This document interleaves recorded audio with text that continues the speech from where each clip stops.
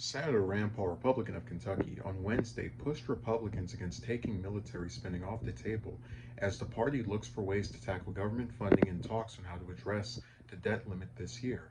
While speaking at a press conference on Wednesday afternoon, Paul framed the partisan battle over the nation's debt limit as an opportunity for Congress to enact significant fiscal reform.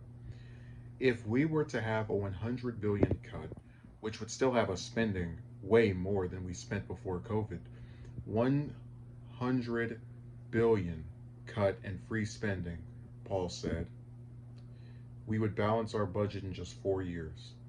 We have an opportunity here. It could be done, but it would take compromise between both parties, he continued. Republicans would have to give up the sacred cow that says we will never touch a dollar in the military, and the Democrats would have to give up the sacred cow that they will never touch a dollar in welfare. The call comes as Republicans have pressed to use debt limit negotiations to secure potentially significant spending cuts and other reforms as concessions from Democrats, with some conservatives floating proposals to limit new discretionary spending to fiscal 2022 levels. But there has been concern among Republicans over what such proposals would mean for Pentagon funding, particularly as defense hawks have reiterated strong support for those dollars in recent weeks amid the speculation. The Treasury Department announced earlier this month that it has begun implementing so-called extraordinary measures to avert a default after the nation's debt climbed above the roughly 31.4 trillion threshold set by Congress over a year ago. Treasury Secretary Janet Yellen said at the time that the steps should buy Congress until at least early June to hash out a bipartisan plan, though there are various estimates around when the nation will hit the so-called X date. Paul was joined by Senators Ted Cruz, Rick Scott, Ron Johnson, and Mike Braun at the press conference about the debt ceiling, which allows the government to pay for programs if it has already covered. During the event, Cruz called for lawmakers in both chambers to hold the line and get serious about fixing this problem, referring to government spending while slamming the White House for pushing back against GOP calls to tie spending cuts to debt ceiling talks.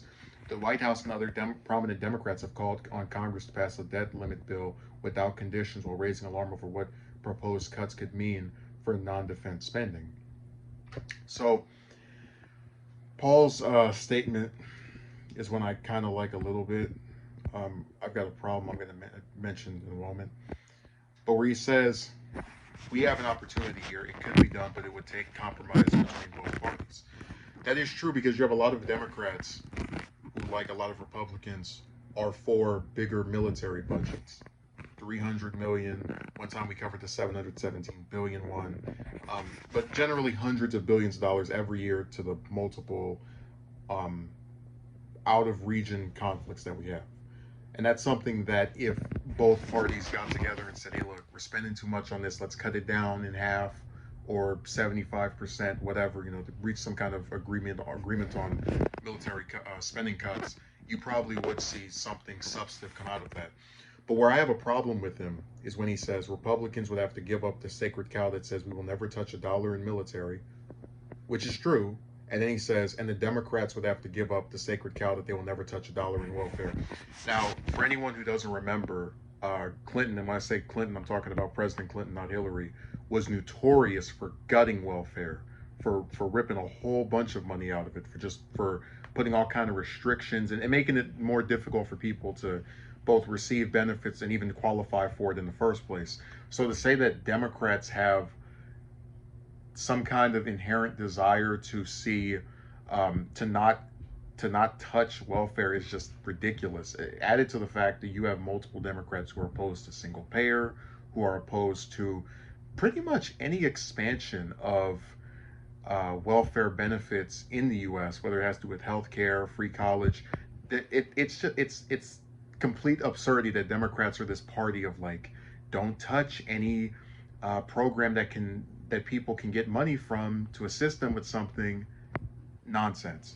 But he is right about the Republicans having a sacred cow of never touching a dollar in the military.